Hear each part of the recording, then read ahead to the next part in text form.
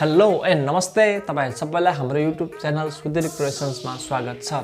साथीहरु तपाईहरु कोही साथीसँग च्याट गर्नुहुन्छ अथवा गर्लफ्रेन्डसँग च्याट गर्नुहुन्छ अथवा च्याटको कुरो चाहिँ अरूले नदेख्नु जस्तो मोबाइल कसैले माग्दाखेरि आफ्नो मेसेन्जर खोलेर हेर्दियो भने त्यो च्याट त देख्छन्। हो त्यस्तो च्याट चाहिँ नदेख्नु भन्न चाहिँ तपाईहरुले के हुन्छ एक घण्टा गर्दै डिलिट गर्दै गर्नुहुन्छ अथवा अनसेन्ड गर्दै गर्नुहुन्छ।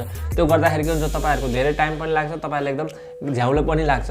त्यसकारण चाहिँ आजको यस टपिकमा चाहिँ मैले तपाईहरुले गरेका कुराकानी च्याटका कुराकानी चाहिँ 24 घण्टापछि अटोमेटिकली कसरी हट्छ, कसरी हटाउने भन्ने विषयमा सिकाउन गइरहेको छु ताकि तपाईहरुले केही गर्नु पर्दैन। 24 घण्टापछि आफै मेसेन्जरले हटाइदिनेछ र तपाईहरु दुईटा कुराकानी गर्दाखेरि तपाईहरु दुईटा मध्ये कसैले स्क्रिनशट लिनुभयो, स्क्रिन रेकर्ड गर्नुभयो भने पनि त्यो पनि तपाईहरुको त्यही च्याटमै देखाइदिनेछ।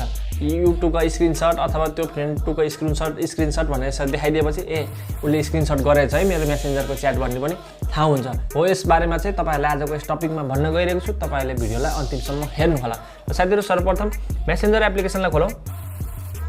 मेसेन्जर खोल्यो। अब तपाई कोसँग च्याट गर्न चाहनुहुन्छ उसको आईडीमा क्लिक गर्नु होला। अब यस्तो भएपछि तपाईहरुले फोटोको चिन्ह छ नि माथि यसमा क्लिक गर्नु होला। अब तपाई यसो बिस्तारै तल जानु होला। डिसएपियरिङ मेसेजेस भनेर लेखेको देख्नुहुन्छ यसमा क्लिक गर्नु होला। अहिले यो अफ छ, तपाईहरुले यसलाई 24 आवर्समा बनाउनु होला। अब यही लेखेको छ पढ्नु त। Message will disappear after the selected duration. Message चाहिँ अटोमेटिकली हराउने छ सिलेक्ट गरेको समयपछि भनेको 24 घण्टापछि। If someone takes a screenshot or screen recording or notification will appear in the chat. यदि कसैले दुईटा मध्ये कसैले स्क्रिनशट लिनुभयो अथवा स्क्रिन रेकर्डिङ गर्नु भने चाहिँ नोटिफिकेसन चाहिँ च्याटमा नै आउनेछ भनेको छ। अब यति हामीले अन गर्दियौ। अब हामी यसरी च्याट बक्समा यसरी कुरा गर्दै जाउँ। अब हाई भन्दै अब कुराकानी गर्दै जाउँ।